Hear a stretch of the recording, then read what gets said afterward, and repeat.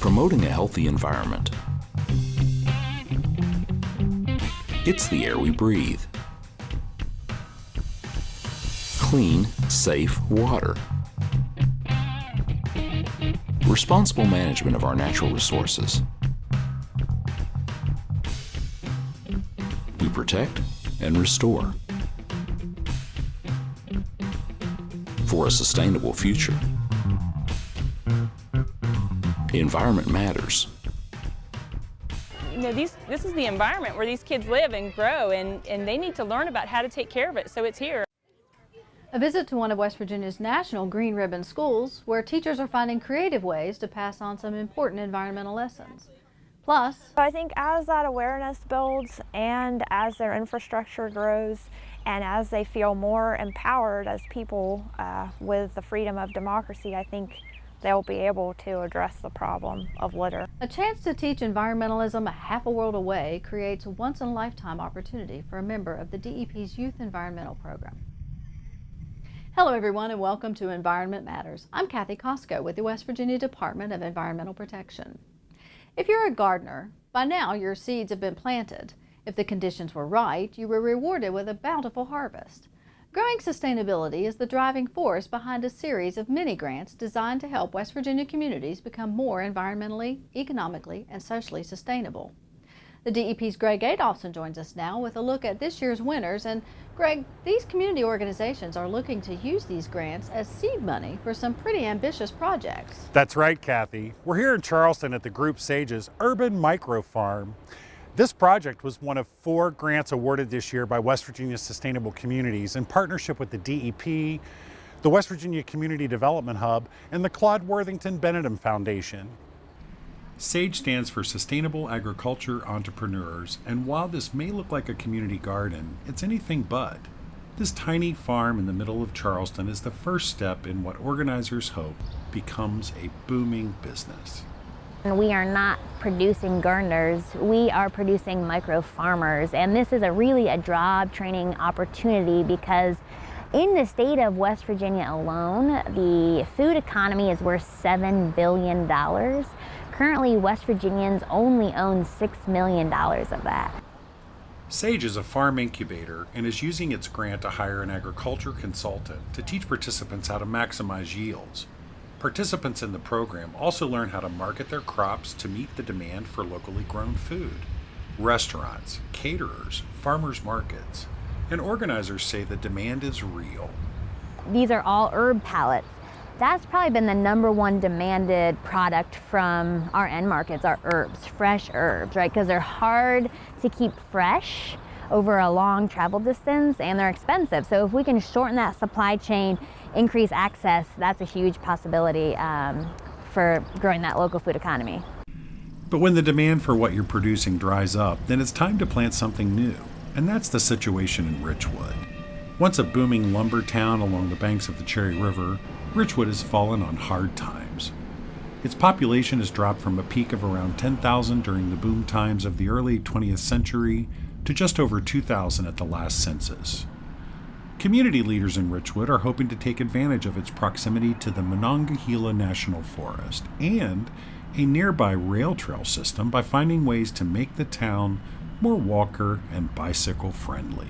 What we're looking for is to come up with some concrete numbers for what it would take to connect the city from one end to the other, whether that's a few bridges, and then we can get estimates on exactly how much it would cost to construct such a bridge or do some paving, do some strategic widening of roads.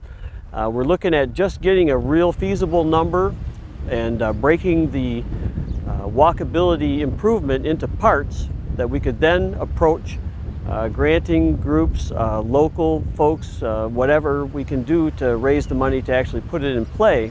And by making the downtown more accessible, the hope is that niche businesses will sprout up and put Richwood back on the map as a tourism, hospitality, and retirement hub. I moved here 5 years ago and I love it. And I came here because I wanted to, not because I knew anybody or had a relative. I just came because I wanted to. And there are a lot of people that would like to live in a small town, safe place that has wonderful opportunities like we do with the outdoors. The growing cost of utilities is putting a serious squeeze on another small town's plans to keep a former school serving as its community center. Arnettesville Elementary School is currently home to a branch of the Morgantown Public Library, a food pantry, a meeting place, and dozens of programs that serve area students and seniors alike. It really is a multi-purpose facility. And what the Sustainable Communities Grant will allow us to do is to do an energy audit and heating system analysis because we desperately need to reduce our heating costs. Built in 1955, the building has its original boiler and radiators. Originally coal-fired, it was converted to fuel oil in the 1970s. It's old, inefficient, and expensive to maintain, and time is running out to find a viable alternative solution. We've looked at trying to request funding for energy improvements in the past, and without the really good numbers, that's a hard thing to do. That's where this will be really critical to get that analysis so we can write some better proposals. And that's often the stumbling block. It's more often than you realize because a lot of our communities just don't have that little jump start. And in order to get the bigger funding, they have to have these little things done, all their ducks in a row, in order to actually get the funding on bigger projects. Sometimes a feasibility assessment is all they need to get that jump start. Jamie Durant is program manager for West Virginia Sustainable Communities. Long term, we hope to basically work ourselves out of a job. If things go well, then eventually West Virginia will be a sustainable state, not just a series of sustainable communities, and our efforts will have come full circle. One big key to the program is that these communities take what they've learned and teach it to other communities throughout the state. In fact, West Virginia Sustainable Communities has a showcase every year for communities to present their information. Kathy, these are small grants, typically around $5,000, but what we've seen is that these projects have big results. Like the success they've had at the Wild Ramp in Huntington, one of last year's grant recipients. Thanks, Greg. The other winner of this year's mini grant, Energy Efficient West Virginia, plans to use its funding to train additional people to do energy assessments. Last year, the group collaborated with the West Virginia Department of Education to research energy use in schools and found a potential savings of $20 million a year through improved efficiency.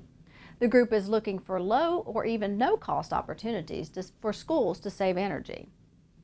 Sustainable West Virginia also helps coordinate the state's E3 program, where helping business and government agencies save energy is just one of the services they provide. The DEP's Ashley Hicks has the details.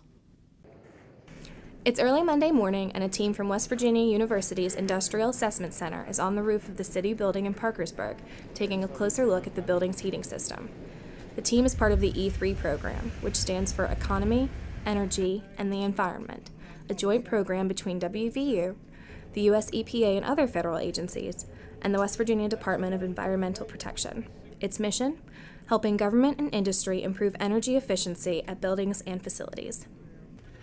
I think they were going to be very surprised, even in the lead buildings that they have, that we would be able to find some good energy efficiency measures that might have been missed, as well as some other buildings which are a little bit more older, but at the same time we do have some good energy efficiency opportunities. And I think there would be good cost savings for the building managers, and with a reasonably good payback on investment. The team uses a variety of high-tech tools to measure and monitor energy use and loss, checking everything from electrical loads to outside air infiltration. It's a thorough check. Because of the nature of the energy efficiency measures, some of the measures like insulation, for example, on the hot water piping in this building or the other building that we were in, it's probably easier to do because of the shorter payback on investment. But once you start looking at sealing some doors or initiatives like that, you run into more than 8-9 year paybacks on investment. But the buildings are going to be here. These are government buildings, so it does make sense to invest so that you can reap the benefits of sustainability and reduction in carbon footprint. City leaders say with a limited pool of resources, money saved on energy costs means more money to spend on things like roads, parks, and other city services. Governments are always looking places to save money because, you know, we always have financial issues especially over the last couple of years. But also, just the broader picture of setting an example for the community to set up programs and projects to save money in their home, in industry, and various. So we're hoping that will help translate into becoming more energy efficient and using our resources better than they presently are being used. The program also offers valuable hands-on, real-world experience for WVU students who assist with the assessments, helping to ensure a highly trained workforce to serve the needs of a 21st century West Virginia. In Parkersburg, I'm Ashley Hicks for Environment Matters. In addition to WVU's Industrial Assessment Center, the DEP is also working with the West Virginia Manufacturing Extension Partnership, Industries of the Future West Virginia, and the West Virginia Division of Energy. To find out more about these programs, you can check out our website, dep.wv.gov. Coming up, area high school students are getting a first-hand look at the environmental sciences. We'll check out this year's Envirothon. Plus, earthworms help our soil. They do. Early lessons make a big impression. What goes into making a National Green Ribbon School? Those stories and more when Environment Matters continues.